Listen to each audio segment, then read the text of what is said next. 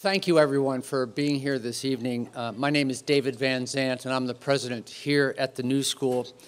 And thank you for joining me and our partners and guests from the nation as we mark the 10th anniversary of 9/11. The impact of the tragic events of that day continues to reverberate, shaping our politics, society, and culture.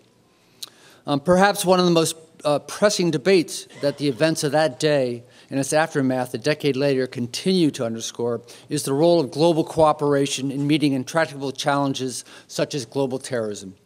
For the New School, this debate about global cooperation and problem solving is of particular interest.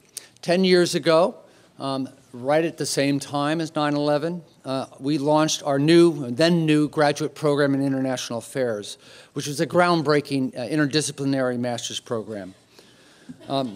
At a moment when the world around us has been irrevocably changed, the university was welcoming its first class in that program, who are embarking on a new course of study that would challenge them in the classroom and, probably more importantly, through hands-on opportunities around the world in form of internships, practica, and intensive summer field work. It was preparing them to grapple with the pressing questions of economics and development, social and political systems, sustainability, and more. 10 years later, the International Affairs program is thriving with its problem-oriented approach to education, and it reflects our institutional commitment here at the New School to civic engagement, which is central to our mission, our identity as an academic institution, and our desire to be contributors and productive members of our New York City home and in global communities. Our faculty and students remain committed to exploring ideas in concert with partners and communities locally and abroad in hopes of devising and designing solutions to the challenges of our rapidly changing world. This context makes it all the more fitting that this evening's conversation is taking place here at the New School, and I hope that you will continue to join us for public programs throughout the academic year. So now please join me in welcoming David Scobie, the Executive Dean of the New School for Public Engagement, who will introduce this evening's program and panelists. David?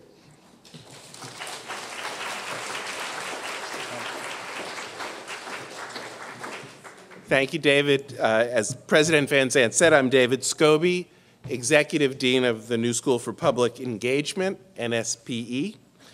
This is a new venture at the New School, a division launched just last year, dedicated, as its name implies, to the proposition that education for democracy and engaged citizenship isn't just a nice add-on for an academic institution, but a defining goal and an organizing principle.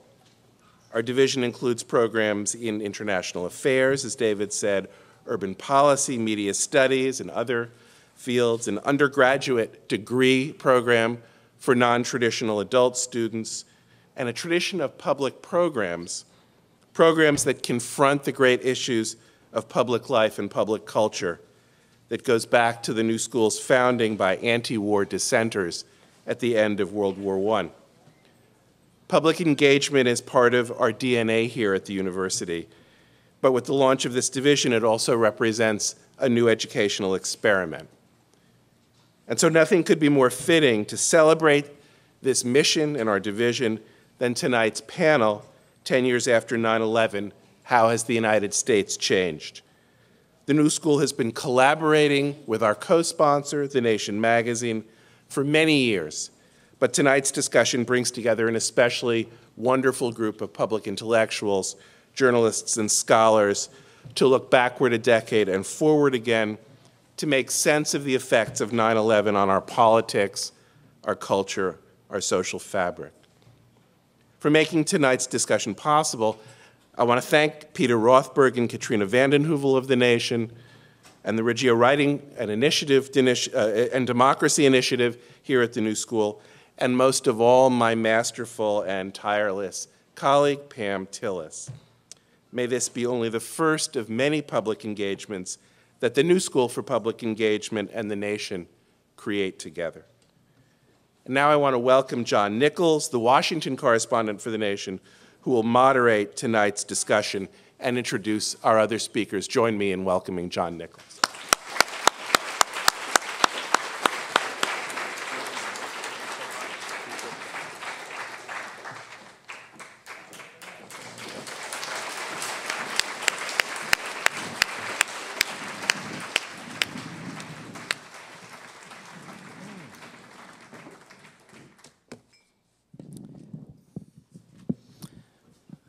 Well, what a pleasure to be at the New School tonight. Thank you to President Van Zandt and to Dean Scobie for their very kind remarks opening up. Thanks also, as we've said before, to Peter Rothberg for doing so much work in pulling this together, Peter being the Associate Publisher of the Nation, or some other great title like that. And I want to welcome folks and really honor you, because it wasn't like you didn't have competition tonight. And I would just point out to you that you gather with us on a historic night by any measure. The President of the United States at this moment will be delivering an address that some people say will make or break his presidency. You have chosen not to listen. This gives you something in common with a number of Republican members of Congress.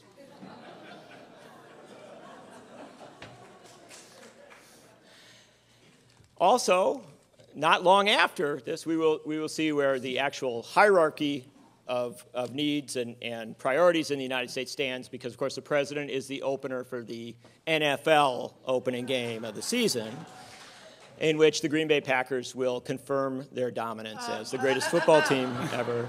John, no, that's or perhaps the Saints will steal something from. But the most remarkable thing about tonight, by any measure, is that this is the first night when MSNBC will have no guests, because they are all here on our panel.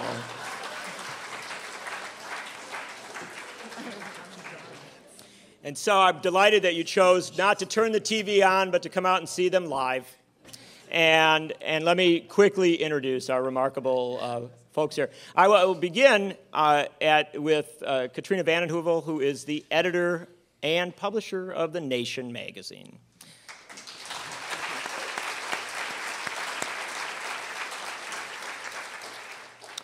Chris Hayes, who used to work for The Nation. No, I'm teasing. He is, in fact, editor-at-large for The Nation magazine, former Washington editor for The Nation, and is got some kind of new hobby that he's taken over his life. And in fact, came today after spending 4 hours in training and preparation for his MSNBC program that will debut in just a matter of days.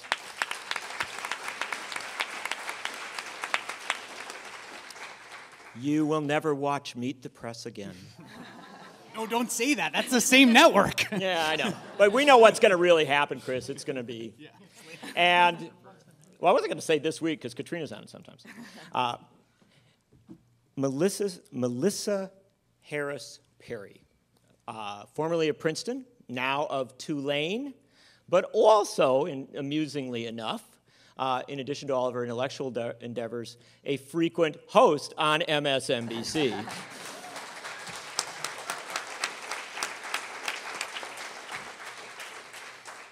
And the ne'er-do-well of our panel, Eric Foner, a mere member of the Nation magazine editorial board, who has also done a little bit of teaching as the DeWitt Clinton Professor of History at Columbia, and got an award recently. That's right, the Pulitzer Prize for being the greatest historian of our time.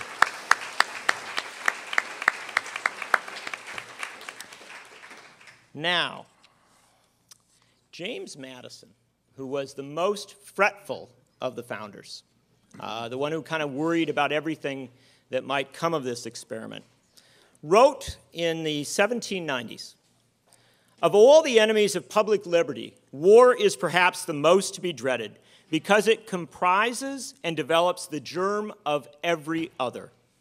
War is the parent of armies. From these proceed debts and taxes, and armies and debts and taxes are the known instruments for bringing the many under the domination of the few. In war, too, the discretionary power of the executive is extended, its influence in dealing out offices, honors, and emoluments is multiplied, and all the means of seducing the minds are added to those of subduing the force of the people. There is also an inequality of fortunes and the opportunities of fraud growing out of a state of war, and for the degeneracy of manners and morals. No nation could preserve its freedom in the midst of continual warfare. Wow.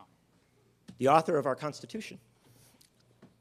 Now, I would submit to you that everything that James Madison described as a concern with regard to perpetual warfare has played out over the last 10 years. We have effectively reached the Madisonian moment, and it is one in which it is absolutely appropriate to take this hour and a half to reflect on how we got here and perhaps how we get out of it, because Madison's words were a warning, not a promise, but a warning to a republic that wanted to remain a republic. So let us begin with Eric Foner. Eric is a great historian, and so it's probably appropriate to ask him, how does 9/11 stack up in the scheme of nightmarish or transitional or difficult events for the Republic? How seriously has it changed America? How seriously has it affected it? And how does that compare to other such moments in history? Well, John, as you may know, at Columbia, I'm used to lecturing in slots of an hour and 15 minutes. So I will try to leave about 15 minutes for the rest of the panel here. Perfect. But I'm very glad you started with Madison, because you're quite right that it seems to me the #1 legacy of 9/11 10 years later is that we have been at war for 10 years, which is the first time in American history, actually, that we have been in 10 years of continual warfare. And if my count is right, we're in about 6 or 7 wars right now, right? In Iraq, in Afghanistan, Pakistan, Somalia, Yemen, maybe Libya, I don't know, and the war on terror, quote unquote. So this has done what Madison said, as you say. It has exalted the power of the presidency, both Bush and Obama. And the other thing Madison said in there, or implied, is that presidents who can't get anything accomplished domestically can seize upon what is called the war power, the hidden power, the latent power of the office through, in the Constitution, being named Commander-in-Chief of the Armed Forces, and basically do whatever they damn well please, and nobody can stop them. When it comes to war, they can do anything they please. When it comes to the domestic affairs, there's all these built-in checks and balances which make it almost impossible to accomplish anything, as we're seeing right at this minute. But I think it's also important to go back and say, you know, there are precedents. 9/11 did not, quote-unquote, change everything. It changed some things. But there were precedents for 9/11 in the sense that we have, of the infringements on civil liberties in wartime, go back to World War I, the arrest of radicals and deportation of aliens, etc. Go back to World War II, the internment of Japanese Americans. Go back to the Civil War and the suspension of habeas corpus. Governments in war seem to find civil liberties an inconvenience. It's much easier to fight a war if you don't have to worry about the civil liberties of your citizenry or other people. Less obvious is the fact that we also have a history of terrorism in this country. This is not the first terrorist attack in America, although if you listen to the news, I know everyone on here except me is a prominent journalist. I will not hold you responsible for the sins of the profession overall, but if you listen to the news, then people think this is the first time in American history. No, it's not. We had the Ku Klux Klan in Reconstruction, a homegrown terrorist organization, which actually, I believe, killed more American citizens than died on September 11th. Not in one day, but over the course of their history in Reconstruction. Anarchists put bombs around in the early 20th century. Indeed, in 1920, the Wall Street bombing killed quite a few people in New York City, not 3,000, but several dozen. How did the society react to terror, domestic terrorism? It didn't it did not actually adopt the kind of extreme measures of security and war, et cetera, that we have seen lately. It is possible to learn some lessons from history. It never repeats itself exactly, of course, but one is to be very, as your introduction, indicates, that we must be very vigilant about our civil liberties in times of war. And since all the other wars in American history had a finite end, but the war on terror seems to have an inertia which will never end, that makes the danger all the greater. Eric Foner.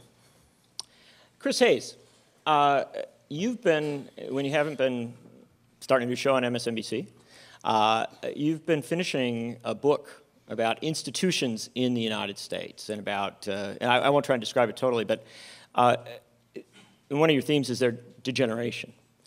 The founders established institutions and empowered institutions to check and balance presidents, and particularly in a time of war. Congress, the courts, but also the press, the people, civil society. Give me a sense from your perspective of what institutions did a good job or a tolerable job in this moment, if any, and which ones were particularly egregious or truly failed? Well, I think it would be safe to say that the story of America in the 10 years following 9/11 is largely a story of continued, unceasing cascade of institutional failure. I think that nearly every repository of reputational capital in the entire society has been bankrupted over the last 10 years. Everything from General Motors to Major League Baseball to Wall Street to Congress to newspapers to the presidency.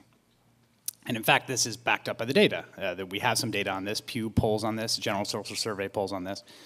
So we have historically low levels of public trust in institutions. In terms of institutional performance, I'll say two things. I think most of the institutions performed quite poorly in the wake of 9/11. Congress, I think, actually deserves special opprobrium for its complete, I was going back, I was looking at the research of how many Democrats voted for the Iraq War. And it's really still a stunning thing. That thing passed with more than 70 votes in the Senate. Mm-hmm. It seems bonkers that that's the case now. But there it is. Obviously, we all know the Patriot Act passed with one lone dissenting vote from John's good friend, Russ Feingold. Yes. It is appropriate to applaud. I think if there was an institution that performed well, at the risk of pandering, I will say that the institution of New York City, I thought, performed remarkably well. And I think when people dig into their emotional memory of the event, to the extent there is something somewhat warm and inviting in that emotional memory, to the extent that people sometimes want to luxuriate in it a little bit, it is the feeling of social solidarity, particularly profound here in the city of New York, that was engendered by the disaster. And a feeling that the institution of the city functioned at a remarkably high level in the wake of such profound devastation and destruction. And I think that that feeling is one of the most important feelings for setting the table for so much that came afterwards in the last 10 years. Because it lulled us a little bit. I think the feeling of unity that we felt was a warm and inviting feeling. People talk about it all the time. Glenn Beck, when he talked about the 9/12 movement, right? His whole theme was how do we get back to that feeling of unity that we had on 9/12. And the fact of the matter is Glenn Beck is right, that there was something amazing about that feeling. I mean, I had interactions in those days afterwards that were unlike any interactions I've had since because they were emotional connections with strangers. There was a realization that the empathic abilities of Americans were actually far greater than what we had previously conceived. That people in Memphis, Tennessee were capable of weeping for a dead bond trader or a dead janitor in Lower Manhattan. There's something very profound about that. But something very dark happened with that social solidarity.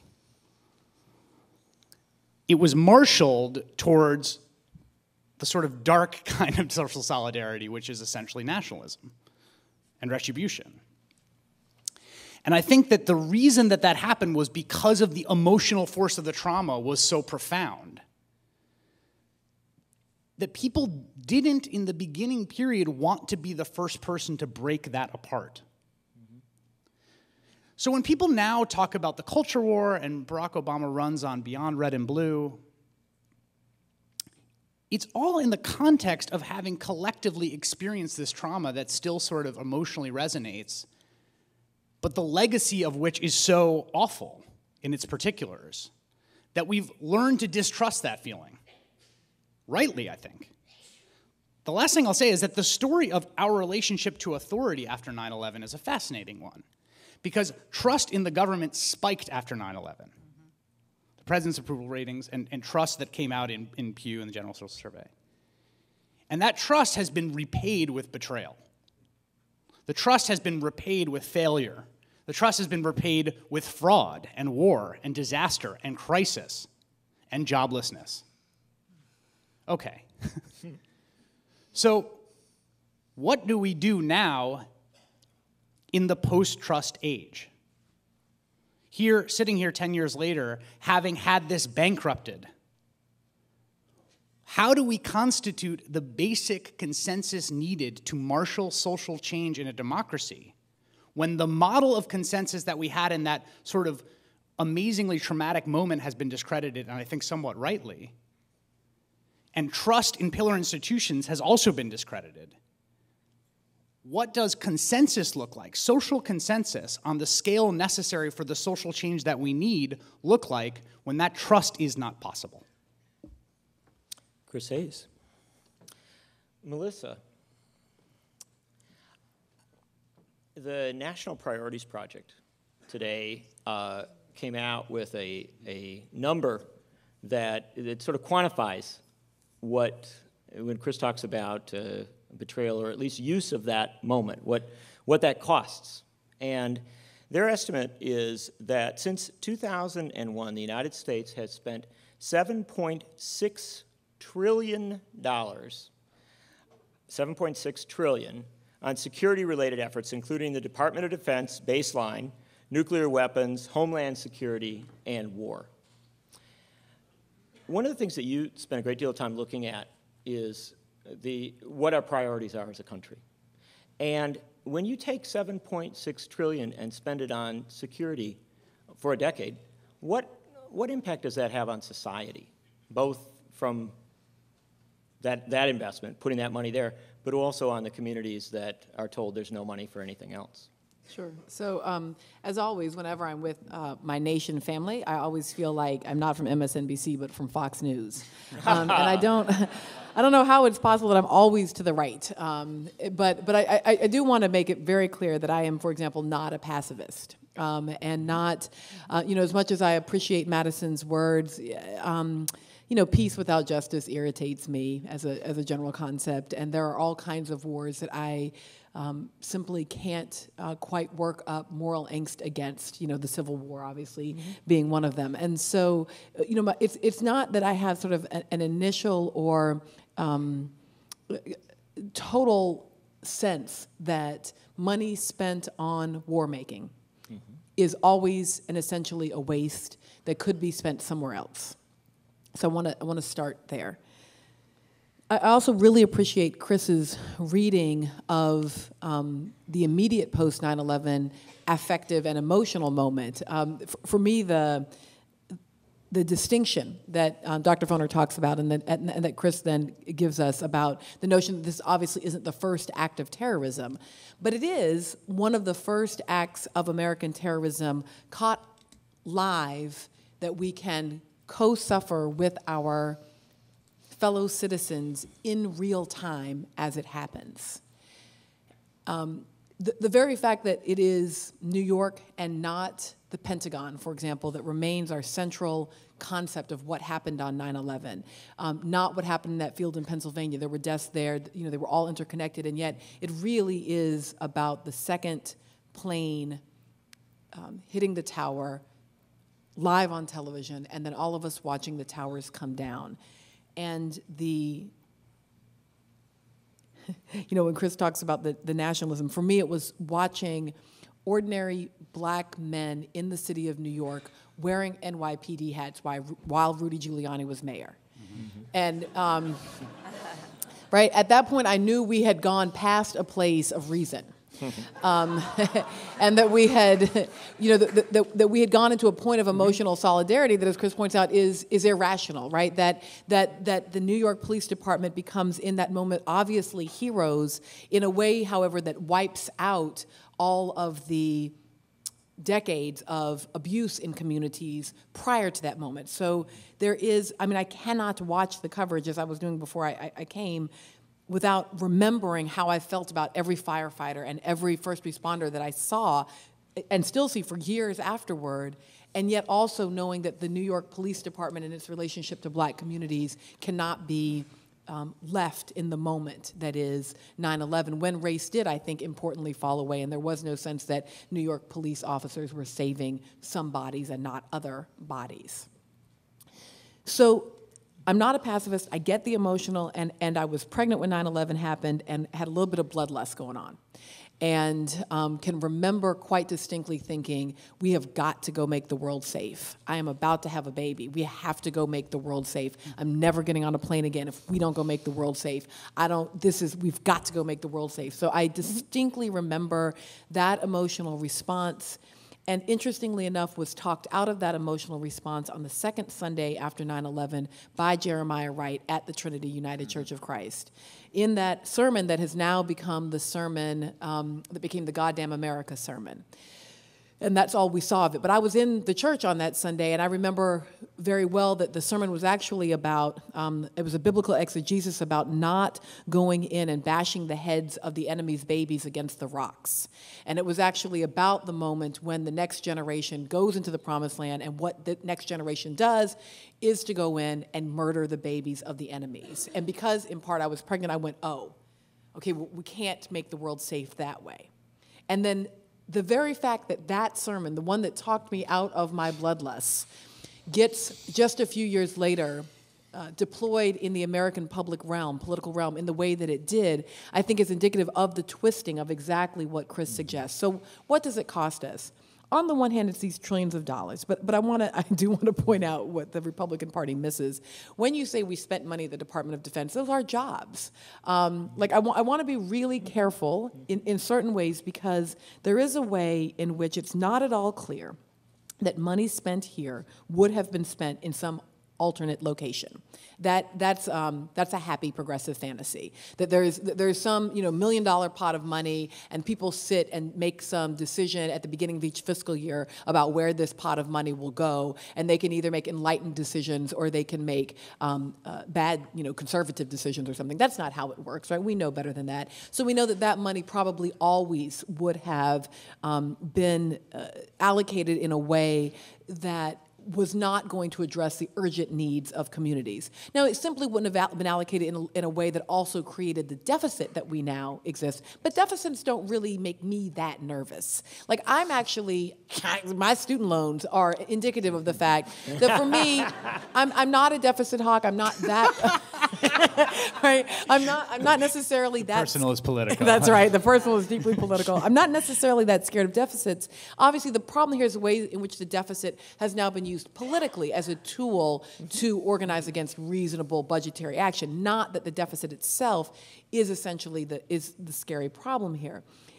I think for me, obviously, it's not so much the money, because the money does in certain ways create certain kinds of jobs, as troubling as those jobs are, but I'm not the job police, so I'm a bit of a libertarian on how people work. And I don't believe that the money would have somehow gone to strengthen public schools in inner cities. I'm not utopian enough to believe that. What I do think is the primary cost to us, was a willingness to descend into fear that then contributes to everything that happens at least until August of 2005. And I've written about this before in The Nation, that the thing that really finally wakes the Democratic Party up is not the 2004 elections, where they give us John Kerry, who stands up there at the DNC and says, reporting for duty, and he's going to out-soldier the soldier, right? The Democratic Party is still fighting the Iraq War happily in 2004. It's Katrina. And it's the failure of institutions in the context of Katrina, which Chris also talks about in his new book, that makes literally the New York press corps go, whoa, shit. y'all can't get water to an American city for 5 days? What if we get hit again? You seem to not be ready. And it was actually that moment where the New York press and then the Democratic Party found a voice over and against the war, and then you end up with the 2006 retaking of the House, and then ultimately Barack Obama running for the U.S. presidency, largely because he came out of a community that had been against the war from the beginning. So I think the cost is less that those trillions. Mm-hmm. I think the cost is the notion that we ought to be afraid of one another, ought to be afraid of our liberties, ought to be afraid of our institutions, and that we certainly, as Chris points out in the context of betrayal, cannot trust, because at any moment we're fearing that kind of betrayal again. Melissa Harris Perry. Do you know, I respect you so much that I don't know how to tell you that the American people disagree with you. That's not surprising. I know, it's shocking. But in fact, the American people buy into the progressive fantasy. And 6 in 10 Americans say... They also like the help.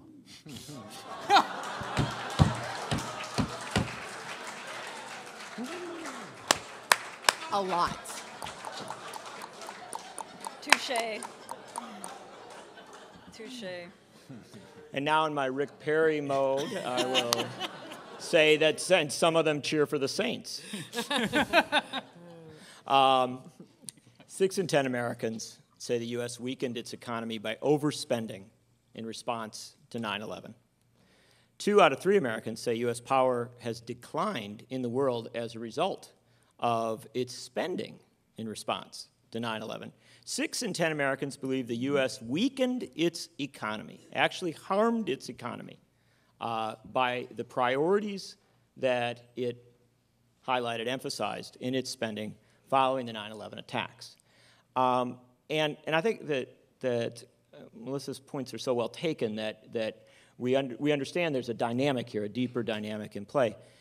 But there is also something fascinating that's going on now, Katrina Vanden Heuvel, which is that Americans do seem to be waking up to a reality that they just spent a whole lot of money and a whole lot of emotional capital and basically a lot of lives on a project that doesn't seem to have yielded much. Is there something that we learn from that, and is there some way that we pivot from that into what might finally be the post-9/11 dialogue about where this country goes? Good evening. You know, in our, let me come out of that, John, by saying that in our, that day, September 11th, we were in our conference room, and we had to put a magazine to press the next day, and that first editorial, September 12th, 2001, we wrote, yes, we should speak with one voice expressing our grief and compassion and outrage, but we need a multiplicity of voices, a true national debate about what sane national security means in the 21st century. And that seems part of what is happening now as we look also at coming out of 9/11 and into this terrible economic crisis, and a country saying, we have wasted a decade. We have wasted a decade. We are no more secure. And it is a moment, it seems to me, to redefine security, which is what the mission of the nation has always been, as if it's anything, it's an alternativist publication. And throughout these last 10 years, beginning with that first tragic day, we argued this is not a war. This is about intelligence and policing, a police action. And look around the world, a world that had, as Chris referred to, there was solidarity in this city, but talk about transnational, international solidarity. Who forgets the French newspaper, We Are All Americans Now? But other countries throughout history have lived with terrorism and have learned to manage it without the fear that has corroded our values, the values we proclaim to be taking to the world.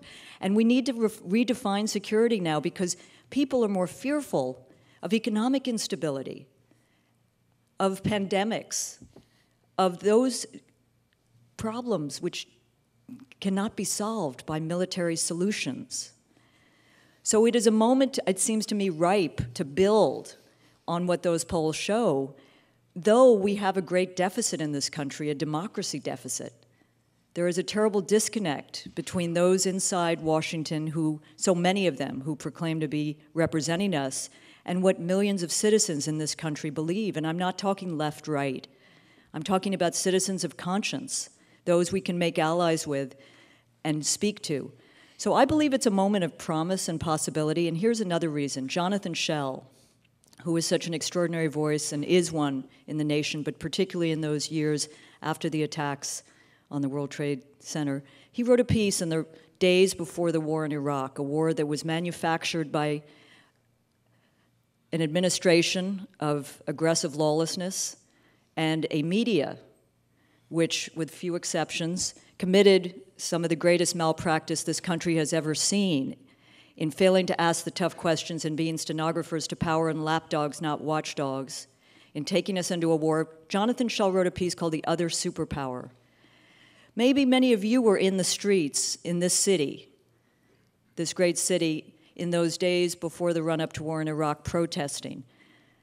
But there were protests around the world in small cities and towns, even in Afghanistan. And the majority of governments in the world, and certainly the United Nations, which needs to be strengthened coming out of this lost decade, you heard the protests of people saying, we don't want to be part of this war.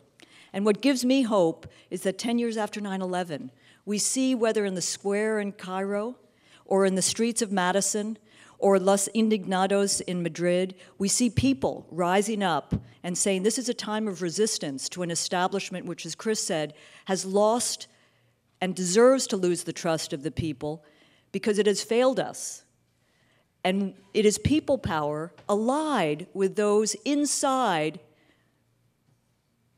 the powerful seats, but who understand that we can't go on like we were. When I say inside, I come back to what Chris said. Yes, Congress failed us, and we must ensure that we never again go to war without a congressional declaration of war. We have lost our way in that way. But in the run-up to war in Iraq, there were heroes, I think. The one hero I'd like to mention is Barbara Lee, who alone, it seemed to me, was a woman of conscience who faced death threats for weeks and weeks after that. Russell Feingold. Senator Kennedy told me, you may have heard this, that the most important vote he made in his time, many years in the Senate, was his vote to protest, to vote against the authorization to go to war in Iraq. So there are people inside, there are people now who are talking about a people's budget, a budget that would cut the defense budget, would cut the beginnings, that would cut the defense budget. And I take hope that there is a libertarian left alliance in that, and that there are proposals out there to make the cut. The larger mission we have, however, is we are faced, and this is Eric Foner's area, but what President Eisenhower warned as he left office is a simple little, how to put it, I mean, the military-industrial complex President Eisenhower warned of is not what we live with now. We have a military-industrial, congressional, media, terrorism complex, a paramilitarization of our country as a result of 9/11, and it will take a generation to illuminate, to attack, to dismantle.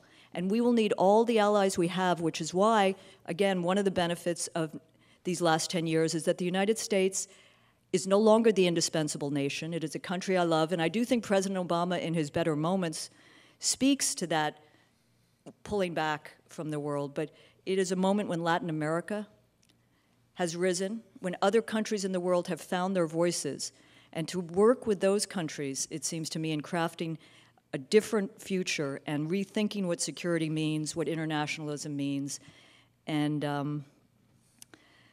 ending a war without end is critical, because if we continue on a war footing, we will, as someone of great acumen who wrote for The Nation for many years, Frank Donner, wrote about, we will have surveillance as governance. We will have a police intelligence lawless state that we can't afford to allow to corrode the very principles we claim to support. Katrina Vanden Heuvel.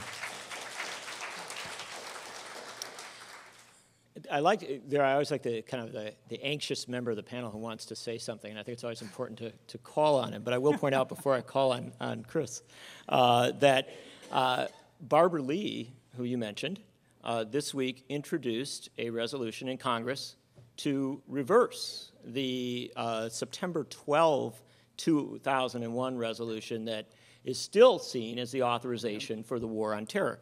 And it is notable that at this point, for all of our talk about how we may have progressed, she does not have a lot of co-sponsors. And we still have some people standing more alone than with as much company as some of us might like. Chris Hayes, what do you want to add here? I just wanted to make this point, which is that in terms of rethinking security, I think one of the things that's so perverse about what happened after 9/11 is the fact that we had this massive security apparatus built up over the course of the Cold War, starting with the end of World War II and the National Security Act, and right basically up until the fall of the Berlin Wall in '89, but it still outlasted that somehow. I mean, we still have tens of thousands of troops in Germany. We have 60,000 on the border in South Korea. We have bases in 100 countries, I think, 140 countries. So it's this sort of crazy thing where I would even say, if you said, here's the trade, you get all of the post 9/11 buildup, but you take away all the Cold War stuff. All the massive tanks, all the massive bombers, all the stuff that's designed to wage huge land wars and win a big land war in Europe with the Soviet Union.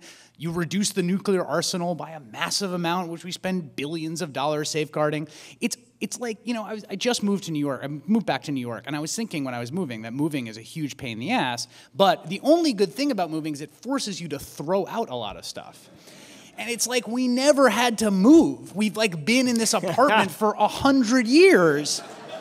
And it starts to look like hoarders. I mean, there's no room left to move in the apartment because every new security apparatus simply gets piled atop the old security apparatus, and they just metastasize until it really is a claustrophobic feeling. This is what Dana Priest is talking about in the new Top Secret America, the series that she wrote and the series that has been on Frontline, and I think a book is coming out, is precisely this thing, that we never actually went back and looked at that whole apparatus that had been before to say, okay, we don't need these many tanks and these many nuclear warheads and all this stuff. We need all this new stuff. Okay, fine, then sell the old stuff on Craigslist or whatever, and go get the new stuff. But we just have the new stuff and the old stuff, and they're sitting atop each other. Chris Hayes.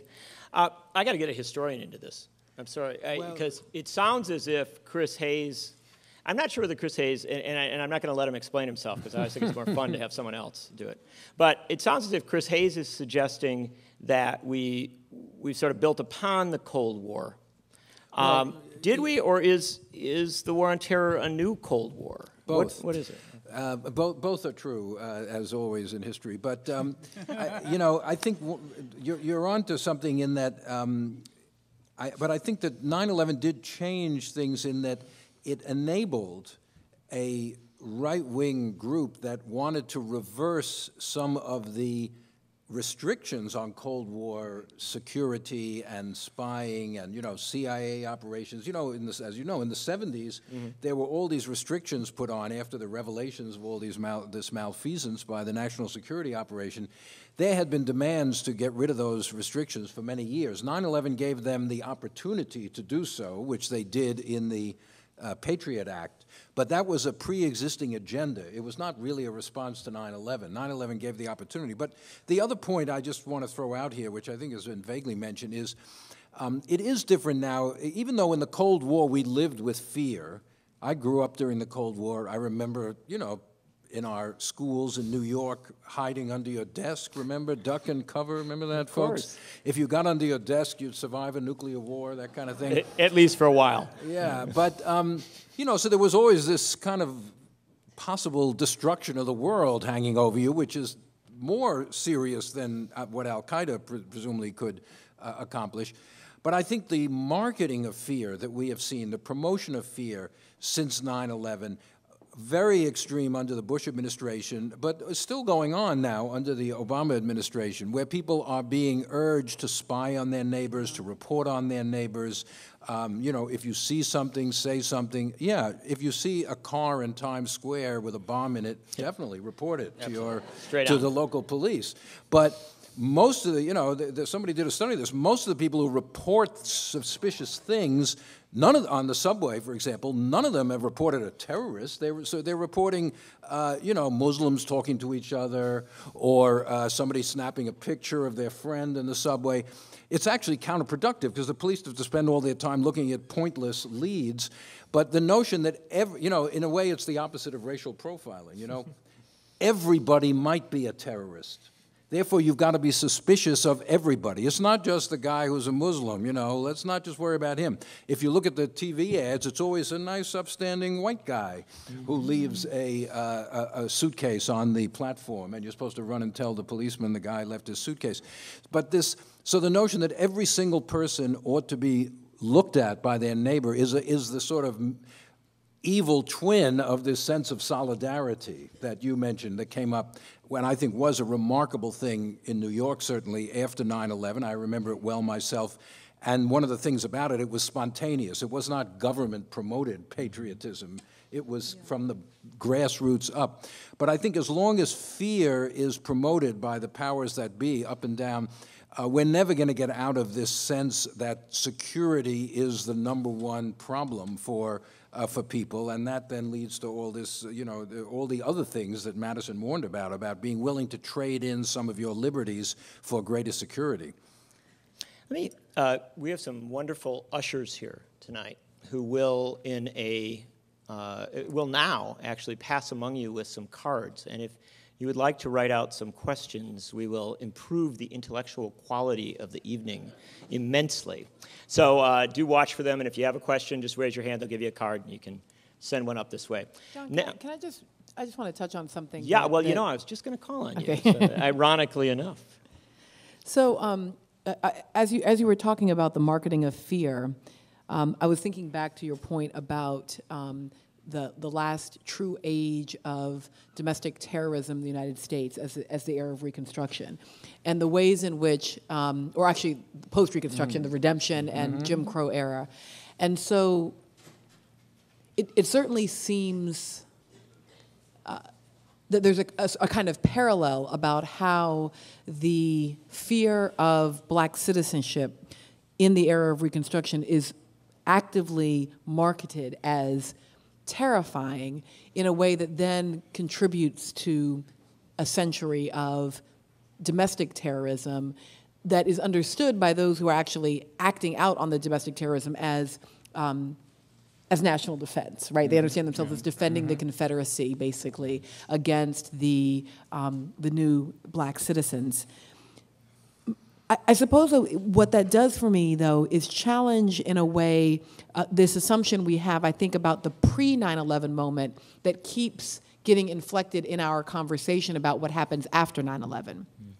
So just as Chris reminds us that it's not as though we were some peaceful hunting-gathering society before 9/11, and then all of a sudden there was a military buildup, but we're actually building up on something that already existed. And when there was an effort by President Clinton to begin to close those bases towards the end of his presidency, it wasn't that we never had the conversation. We had the conversation, and the answer was no, you cannot, right? We would become unsafe, right, even before 9/11. And so I think similarly, maybe we should be a little less grandiose in our claims about the kinds of civil liberties that existed before September 12th. And to remind ourselves that we have never lived in an America that was not restrictive of and suspicious of and full of fear towards, and particularly when people of privilege felt that their privilege was endangered. The kind of violence that ensued has been at the very core of the American story. And one way to tell the difference between the Cold War and 9/11 was that it was a painful shedding of American privilege, that in fact the rest of the world had already been long in the age of terrorism, and suddenly Americans found themselves, white Americans, wealthy Americans, New York Americans, urban Americans, all Americans, right, found themselves, as Cornel West has talked about, quote, niggerized, right, turned into people who could be killed simply because of their identity. And that shedding of privilege was so painful that it generates the kind of violence that we had actually seen Americans do over and over again. So maybe it will just make us a little less anxious that there's no possibility of us getting better as a country, because we are always simultaneously behaving in that way and pressing back against it and resisting it, and sort of doing both the great American narrative and all of the limitations of the American story at the same time. Melissa Harris Perry. Katrina Vanden Heuvel, I want to pivot for 1 second here and ask you and I actually don't know the answer to this question. Then I don't. No, I mean, this is, a lot of times you ask a question, you're looking to provoke. This one I have a hard time figuring out.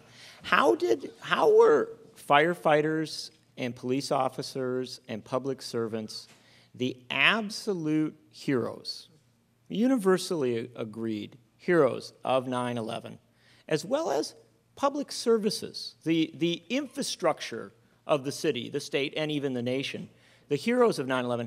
How do we go over the past 10 years from that to a point where now they are genuinely demonized? Yeah. And not that they weren't demonized before, I recognize that, but this point now where they are actually seen as freeloaders almost. It's a good question, John. Well, as Chris spoke of, in those days after 9/11, there was a real hope, and Bill Moyers wrote about this for The Nation, Josh Freeman, that a country saw vividly that it wasn't undertaxed, overpaid hedge funders who went into those buildings to rescue people. It was first responders who, by the way, I don't know if it's changed, were not invited to some of the celebrations, not the commemorations downtown.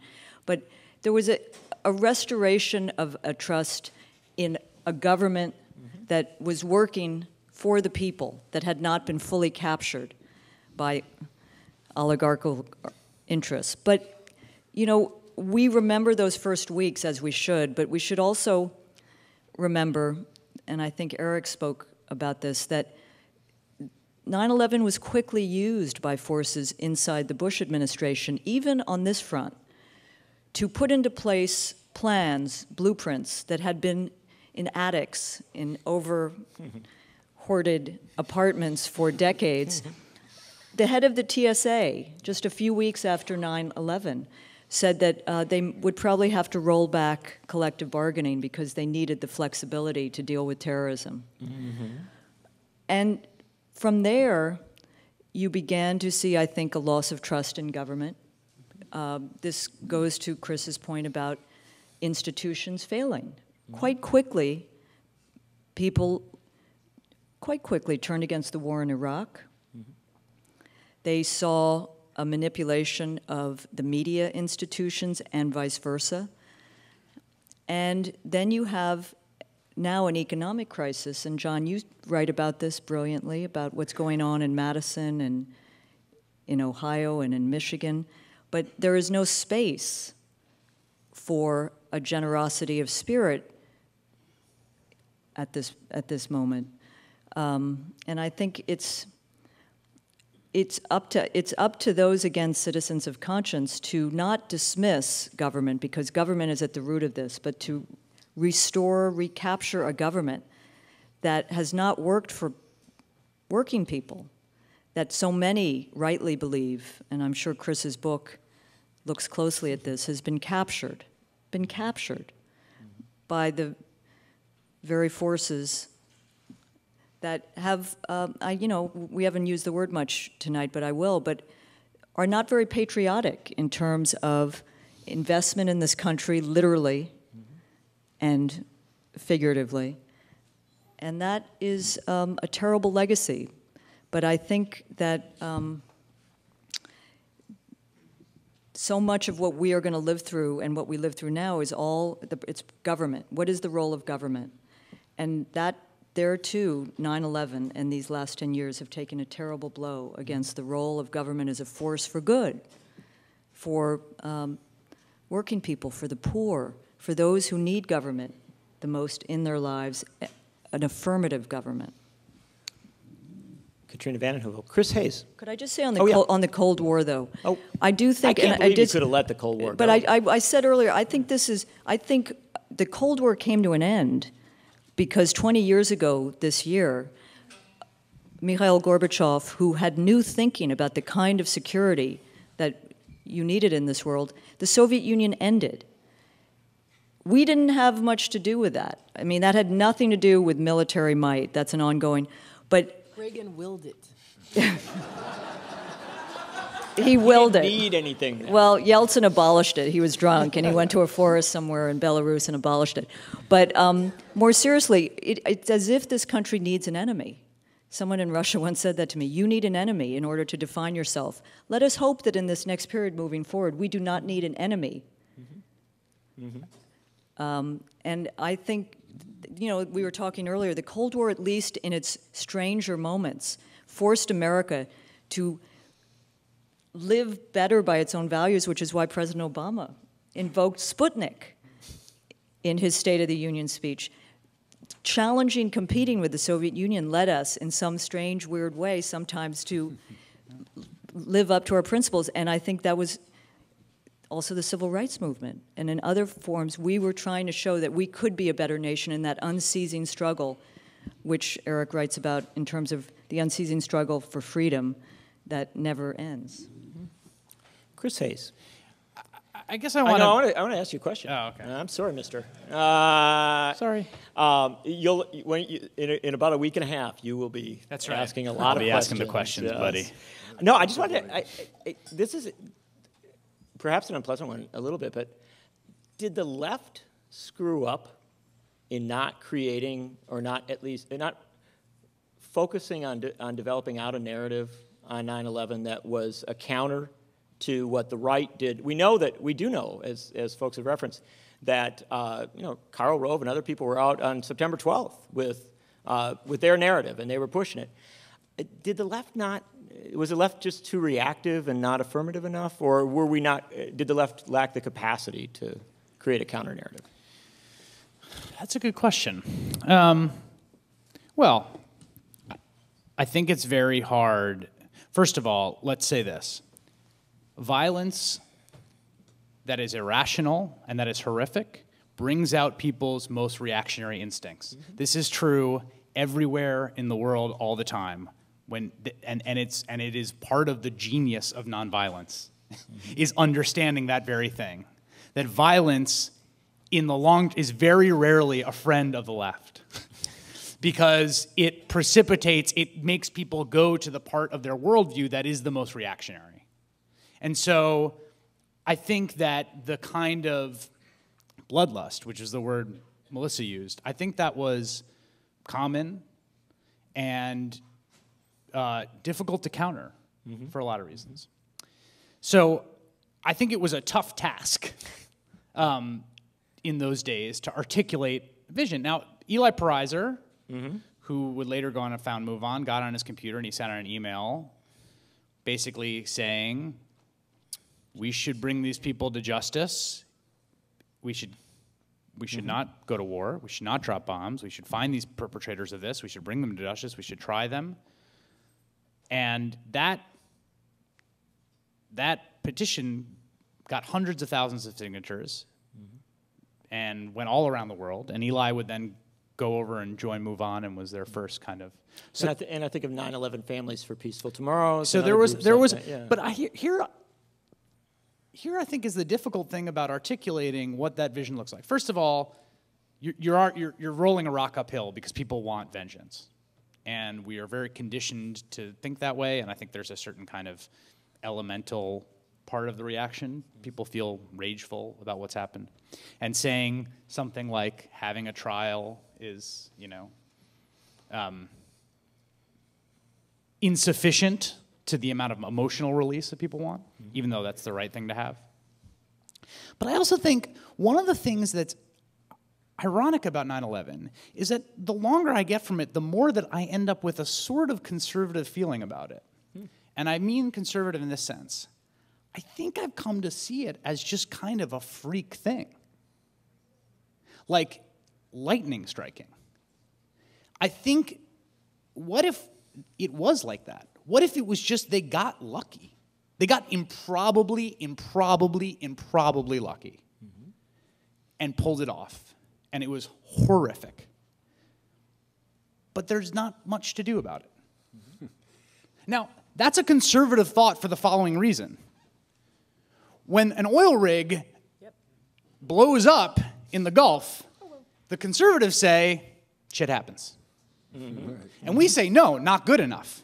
Our vision is for a world in which you can rationalize risk like that, and you can contain it, and with smart regulation, you can make sure that doesn't happen, and work safety rules, and yada, yada, right? We are not the ones who volunteer a shrug and impotence in the face of those sorts of things, right? The right had a story about control and about how America could reassert control of our fate and of what happened. And I'm not convinced 10 years later that that was ever possible. Go ahead, Melissa. I got people jumping here. Yeah, well, I like that. Yeah. So, John, you asked, how could we have done a better narrative? And part of what I like about what Chris has said here is, I mean, I'm a writer, obviously, but I mean, narrative schmarative. What happened, where the left failed, was to use it as an opportunity for power. So I'll tell my favorite, power story about the federal, not the federal government, but about a local government post 9/11. Again, I was living in Chicago at the time, and our mayor, Daley, who does have really no problem using power at all. That guy knows power. Went out in the middle of the night and tore up Meigs Field. Yep. Right, and so Meigs Field was a private airstrip right along the lake on beautiful land, and Daley went and tore it up in the middle of the night and then made a public park out of it, right? So he tore up an airstrip that was used by wealthy private individuals with their own planes, and he built a park, and now there are literally puppies and butterflies in the park and music, and it's for public use. And they said to him, Mayor Daley, you cannot do that. There are processes, and he said, oh, I heard there were terrorists coming. I like telling the story and all of that, but the fact is that Chris is probably right in a lot of ways, in ways that I think that are exactly the most, it's why it's terrifying, in that it's possible that there is no way to be safe. And one of the things we figured out was, for example, that getting on an airplane was mostly a suggestion, kind of like a red light. It'd be better if you didn't take weapons on an airplane. It'd be better if you stopped at this intersection, but nothing actually makes people stop at an intersection, right? It's just a red light, and then we voluntarily stop there because the vast majority of us don't want to drive into the intersection. But there's nothing about a red light that actually makes you safe from someone who's willing to drive into the intersection. There's nothing that stops that. And it's part of what 9/11 taught us, was that was mostly what our air traffic safety was it'd be better if you didn't. And we're assuming that most people do not, in fact, want to bring weapons onto an airplane. And the fact is that's probably still where we are. We now have, stronger red lights or something. But what it was that the right got right away was it was an opportunity. Narrative is nice, but the fact is a lot of people understood that what was happening was wrong, but they seized power, they used power. I'm constantly baffled by our unwillingness to go ahead and take a moment like that and say, well, now we need huge additional outlays for firemen and policemen because of the terrorism. Well, you see, and so I think there's a way in which we might actually use, as Katrina actually just suggested, the Cold War as an opportunity, for example, to improve math and science education in order to compete with the Soviet Union. Is it some great lofty goal? No, but it's one that allows us to take the opportunity and actually craft it for the exercise of power.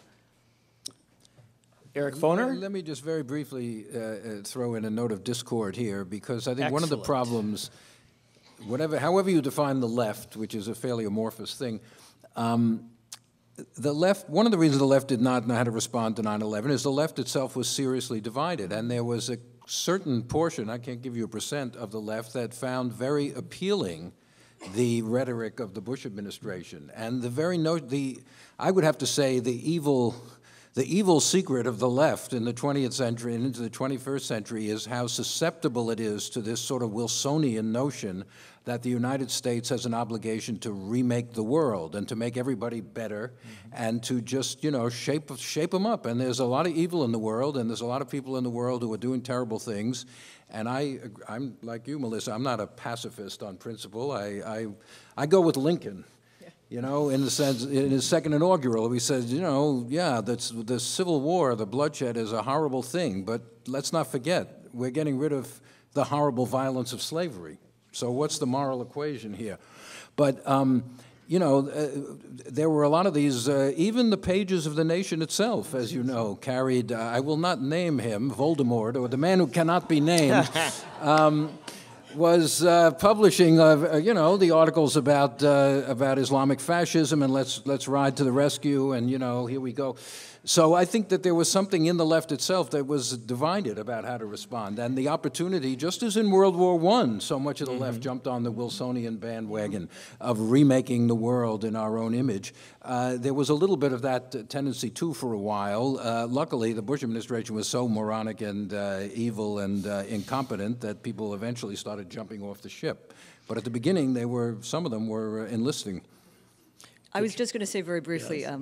That yes, the left was very divided, and if you go back to the Nation in that first year or two, there's Christopher Hitchens, Fascism with an Islamic Face, and arguing, but they're having vigorous debates with Noam Chomsky, because Noam Chomsky, like others in our pages, Chalmers Johnson, believed that there was a causal relation between U.S. foreign policy and what happened on 9/11.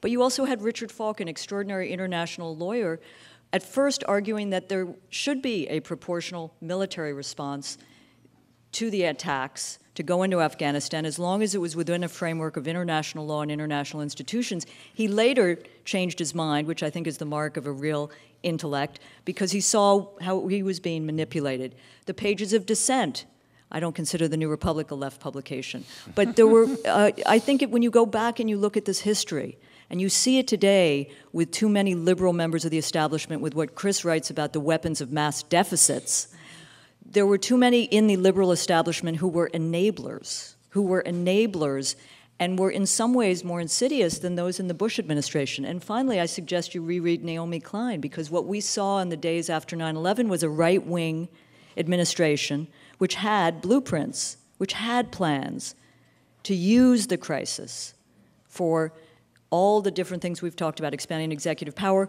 for torture, for those factors. And I think it would be very important in this next period for a progressive left to get its blueprints together. They will be very good ones, unlike the Bush administration. Melissa Harris Perry. Now we get to go to the questions from folks. And they are wonderful questions, let me tell you. And so it is a little hard to know where to begin. But somebody asked, this I thought was an incredible question, and I'm not sure I don't know what to make of it, but I think so the one you don't know what to make of, you immediately ask, right? If the results of 9/11 had been, say, 1,000 people dead, but no collapse of the towers, would the ramifications have been the same without that symbolism, without that focal point? That's a great question. That is a great question. Is that a good question? If it hadn't been FDR in World War II, we can't, you can't answer the historical counterfactual, but undoubtedly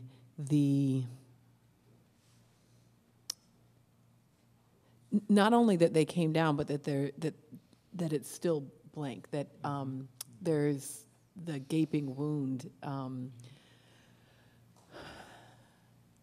I don't know how to tell that story, but certainly there's something about them coming down that makes it feel like more than 3,000 dead. 3,000 dead is still an enormous number, but somehow it makes it feel like 30,000. It just the size of it, the scale and scope.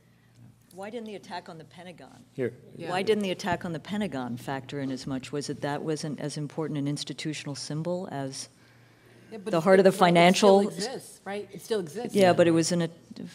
But somehow the Pentagon, even people who are not anti-war, the Pentagon is, quote unquote, a military target, as it were, whereas the World Trade Center is entirely civilian people, people who have had no relationship, except maybe indirectly in some ways, to American policies abroad, et cetera, et cetera. So I think the Pentagon doesn't quite have the symbolism that the World Trade Center did, as you said. And you know what the answer is? I'm sorry, it just came to me. The answer is in television, right? So, and movies. So it's actually, so it must matter, because when the aliens come, they blow up the White House, they blow up the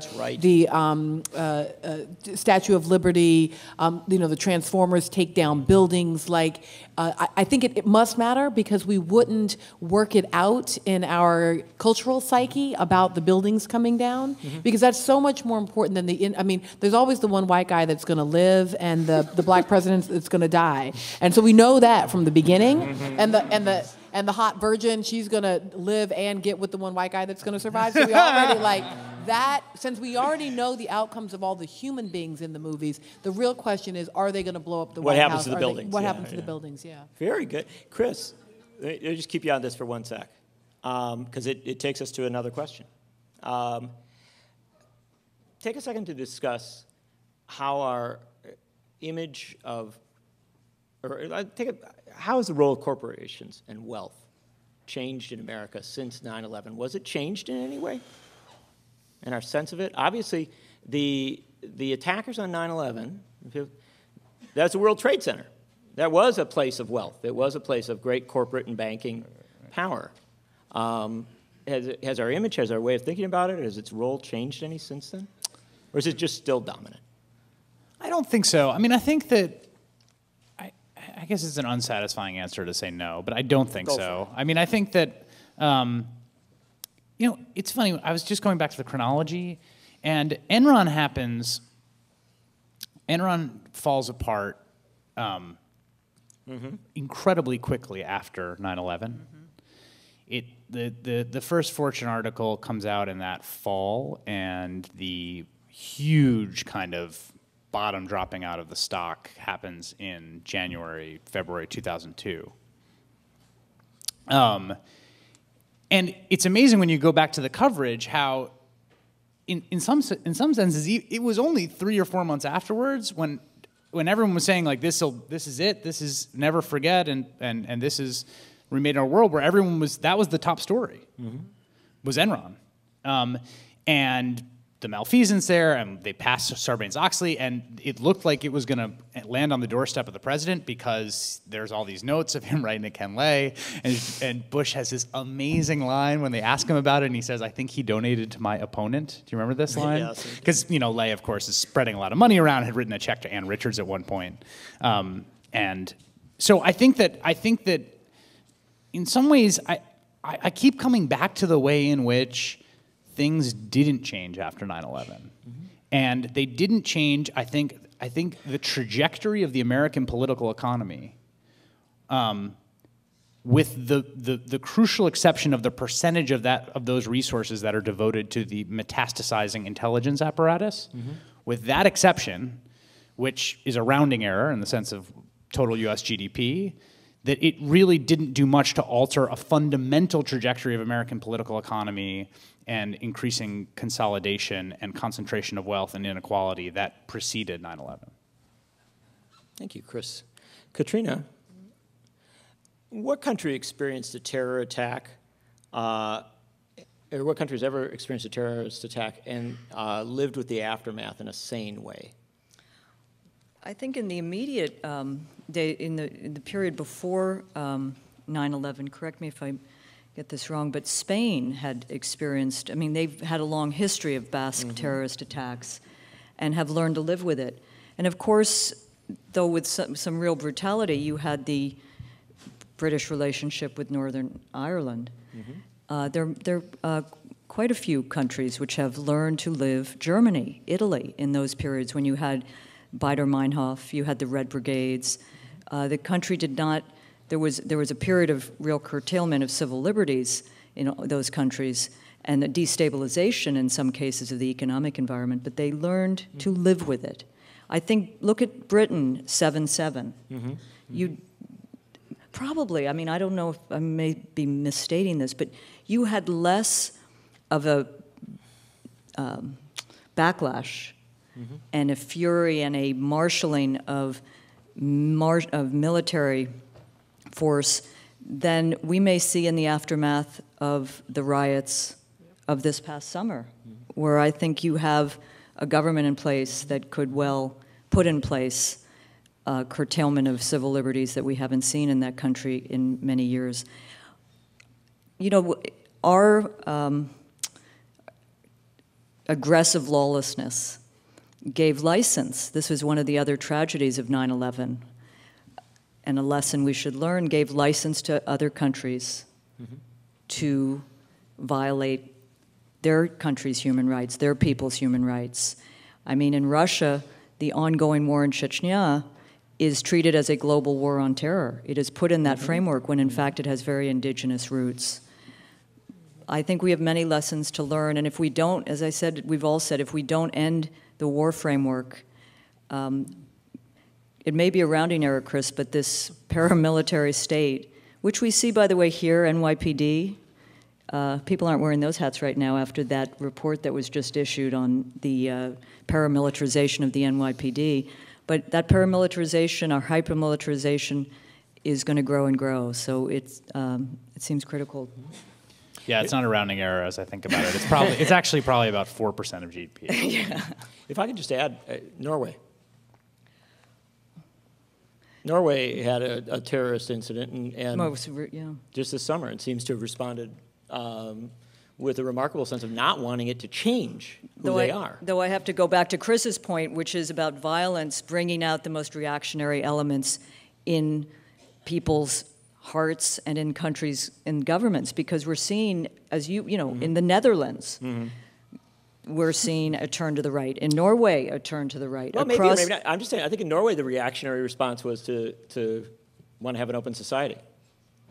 That is their reaction. It has seemed to have been. I don't know if we'll see once the next election. I mean, that guy's going to get like 26 years. Yeah, he's going to be out. I know. That is a liberal. That is. I mean, can you imagine that in the U.S.? That's like, great. can you imagine if we got, imagine if Timothy McVeigh, 30 years from now, you just like saw him in the supermarket. But like Norway's not a big country. You might run into him in the supermarket. Yeah. I find it. It's remarkable. I'm just saying it is a remarkable response, which seems to have, at least at this point, a popular appeal in Norway. Professor Foner, I like this question. How has the definition of freedom changed since 9/11? How many minutes do you have for that one? I mean, I think one of the interesting things that happened after 9/11 was that the Bush administration seized upon this central concept or term in our political vocabulary of freedom as a kind of all-purpose explanation. They hate us because we're free, right? That's why the attack took place. It's an attack on our freedoms. One of the, whatever one thinks about Osama bin Laden, I don't imagine he has too many fans around here. He used to issue these audio tapes, I don't know where he got them. You can't buy an audio tape anymore. I don't know where he got his supply, but Pakistan. He talked about a lot of things, but he never talked about American freedom. He didn't say, hey, I hate the United States because women wear short skirts or because they have different religions or they have freedom of speech. No, he didn't say anything like that. He had some fairly specific criticisms. Some of them, one doesn't have to agree with them. But nonetheless, the notion of freedom was seized upon as the dividing line of the world. We went back to the Manichaean vision of the Cold War. There are those who are for freedom, i.e. us and anyone who supports us, and anyone who doesn't support what we're doing is by definition an enemy of freedom. And this, of course, to say the least, oversimplifies a very complicated world. So freedom became, kind of usurped. And among the numerous failings of the left, I've always felt, was our inability to try to retake, as it were, the notion of freedom from the right wing, who has appropriated it very effectively in the last 20 years, and try to infuse it with more social meaning and more collective meaning than it seems to have now. So 9/11 was really freedom as a rallying cry. I mean, you go and look at Bush's second inaugural, not something most people probably want to spend all the time reading.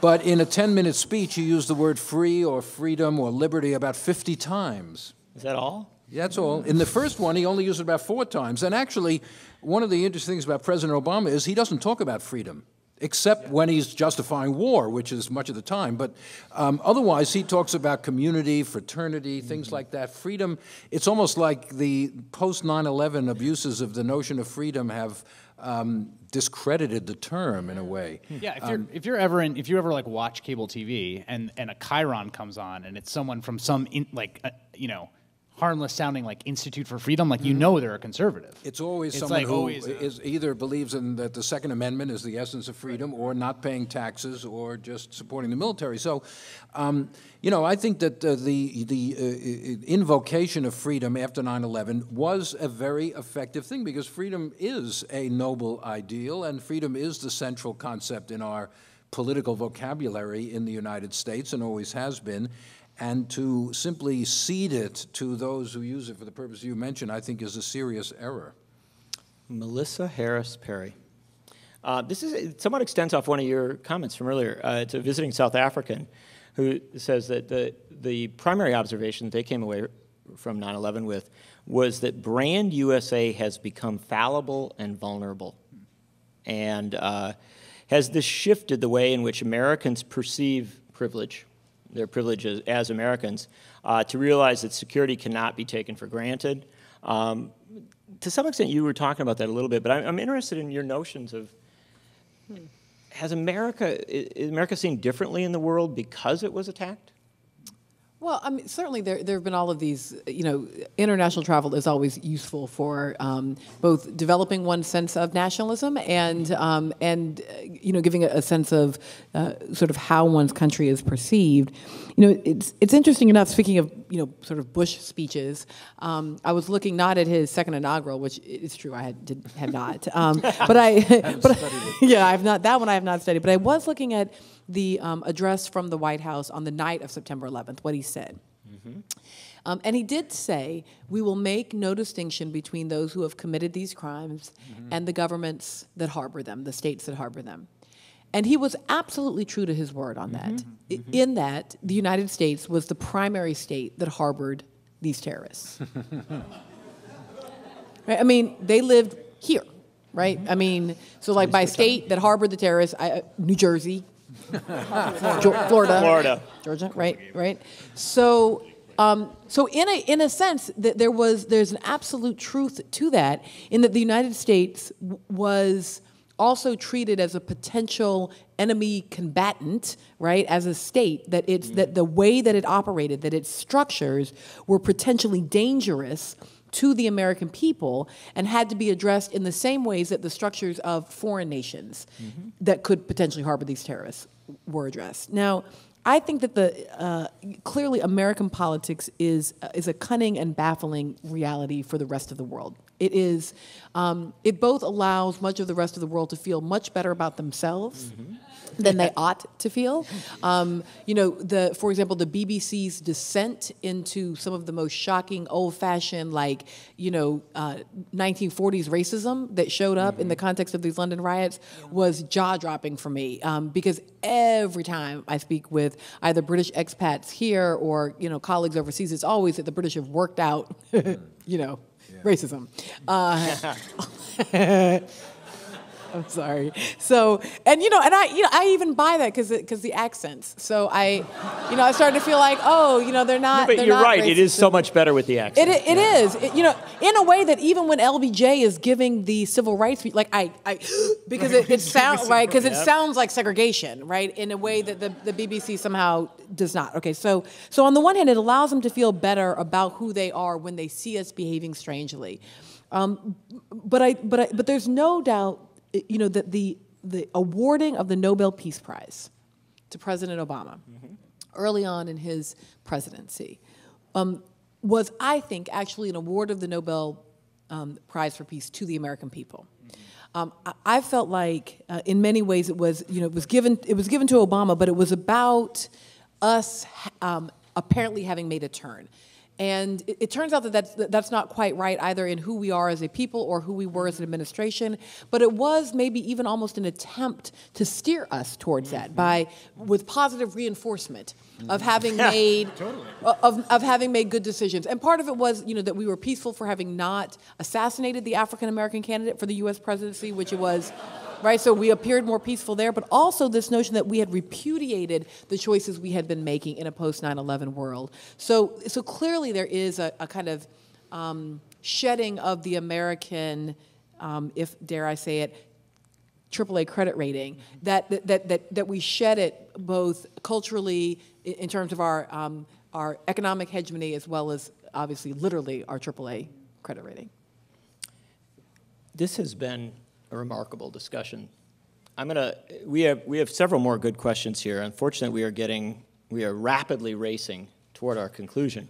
And one of my favorite questions, which I'll take moderator's privilege on, is how have newspapers changed, if at all, in society after 9/11? They have become smaller and worse. Now, as we close out here, it's a good closeout question. I'm gonna run down the panel and give you each a minute or so, because this one's just broad enough to say a lot. So say it in a minute or so. There's a sense that Americans have given up fighting against the erosion of their rights and fundamental shifts in this country amidst this culture of fear.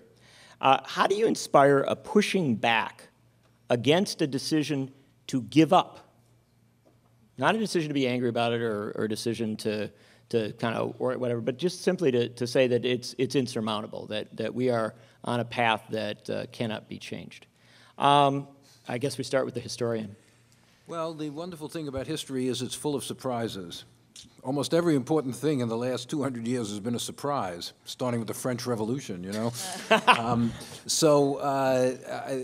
think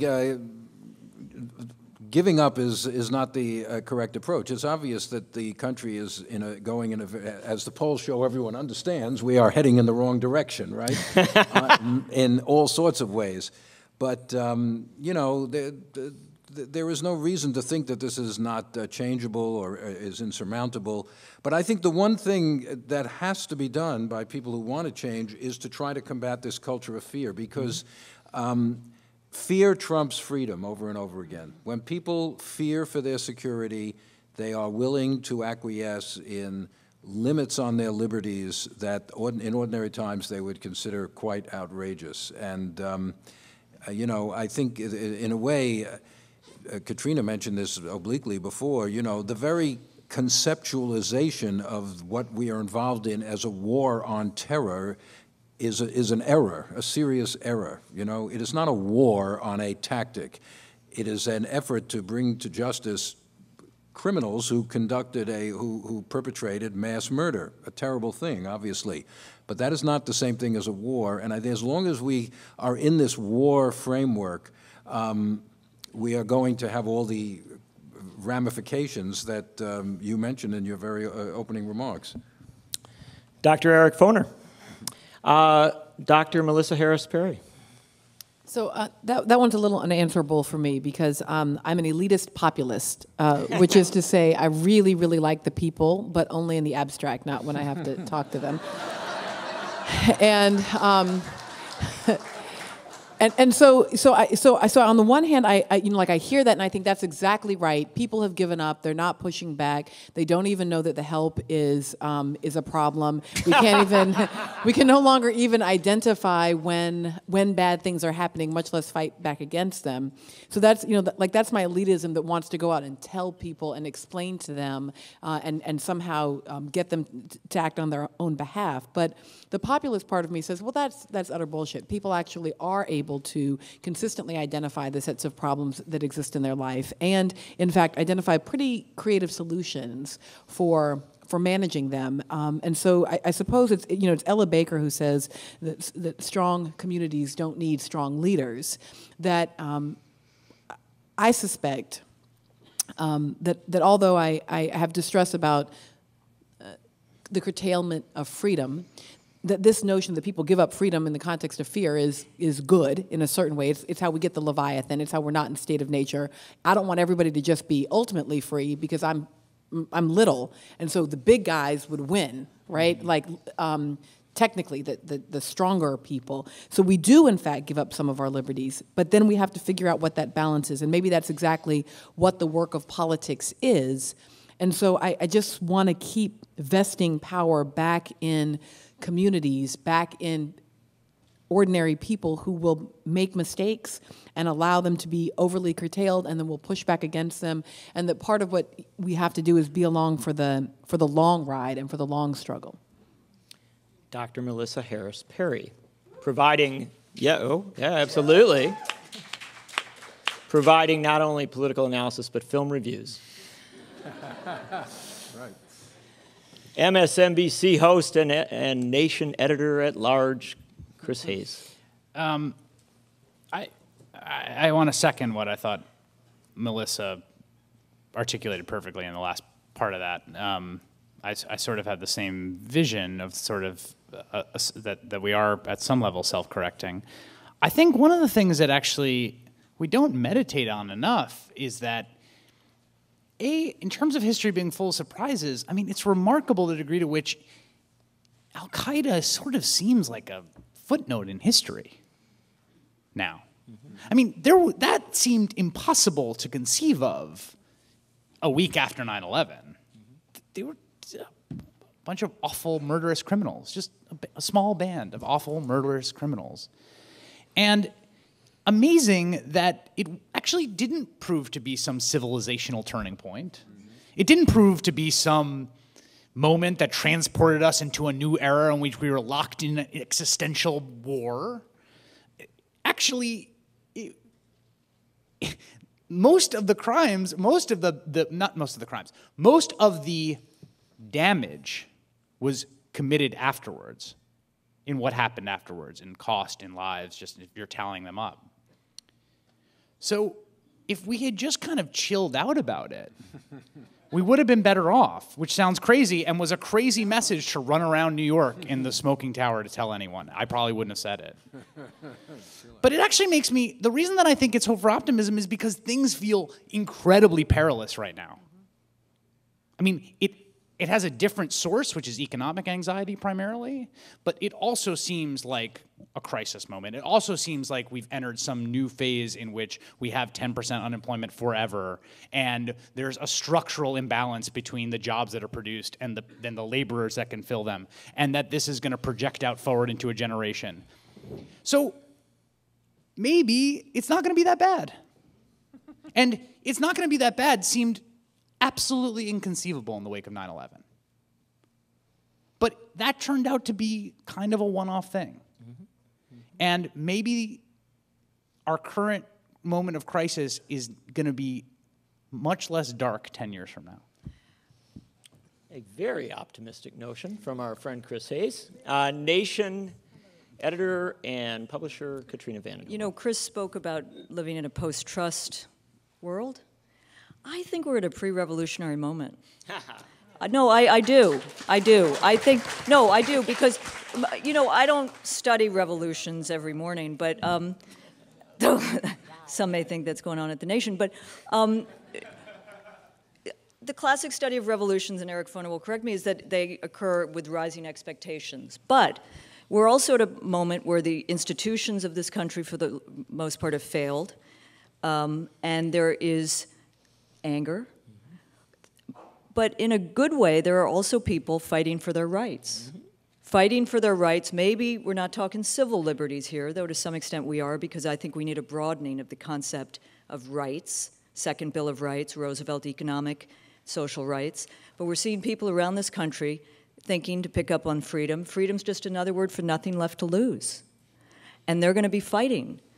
And we don't know where that's going to go, but there is I think is great a disconnect between the powers that be in the establishment, inside the Beltway, and in the forces, corridors of finance, as there has been at any contemporary time in this country's history. We don't want to see violence, but I do think, to close, that coming back to the other superpower, and the idea of al-Qaeda as a footnote, yeah, when you look at what's going on in the Arab world now, call it Arab awakening, call it Arab Spring, al-Qaeda has lost there. Its militant, violent extremism is not what is animating people protesting and fighting for dignity, fighting for legitimacy of government, and fighting against corruption. If there is a universal, unifying force perhaps in the world today, it is the fight against corruption, which has so corroded countries and people's lives around this world. So to a pre-revolutionary moment, may it be nonviolent, but I do think it's a longer discussion, but I do believe that it is possible we are entering that. Katrina vanden Heuvel.